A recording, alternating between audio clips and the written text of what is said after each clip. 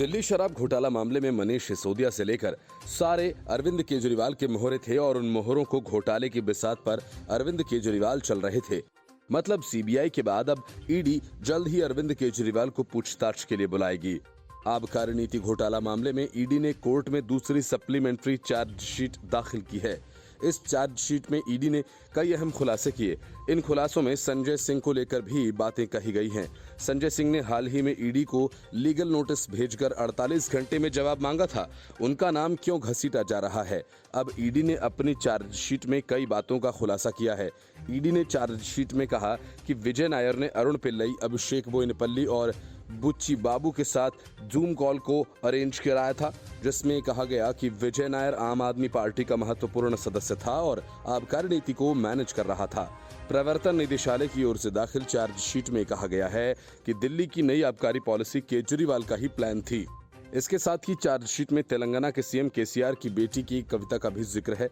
Chargesheet में कहा गया कि कविता ने आबकारी नीति बनने और उसके लागू होने के बाद विजय नायर के साथ कई बार मीटिंग की थी।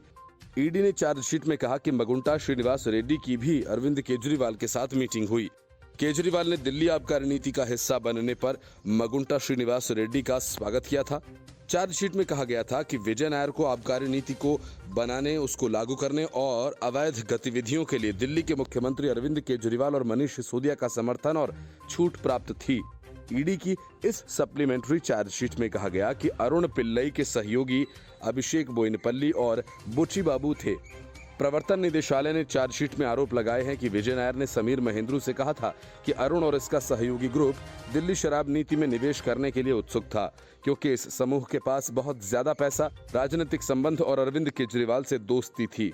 ईडी ने चार्जशीट में कहा कि समीर महेंद्रू ने विजय नायर की विश्वसनीयता को परखने के लिए अरविंद केजरीवाल से मीटिंग करने के लिए कहा था, जिसके बाद विजय नायर ने समीर महेंद्रू और केजरीवाल के बीच फेस टाइम मीटिंग अरेंज कराई थी।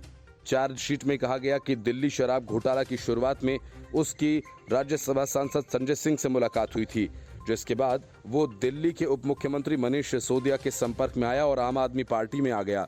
ईडी ने चार्जशीट में कहा कि दिनेश अरोड़ा ने बताया कि संजय सिंह के कहने पर उसने दिल्ली के कई रेस्टोरेंट्स के मालिक से 82 लाख रुपए अरेंज कर मनीष सिसोदिया को पार्टी फंड के दे दिए, जिसका इस्तेमाल दिल्ली चुनाव में किया गया। चार्जशीट में यह भी कहा गया कि दिनेश अरोड़ा ने अपने बयान में कहा कि उसकी दिल्ली के उप मुख्यमंत्री मनीष सिसोदिया से 5-6 बार बात हुई और संजय सिंह के आवास पर केजरीवाल से एक बार उसकी मुलाकात भी हुई थी। Report, news of India.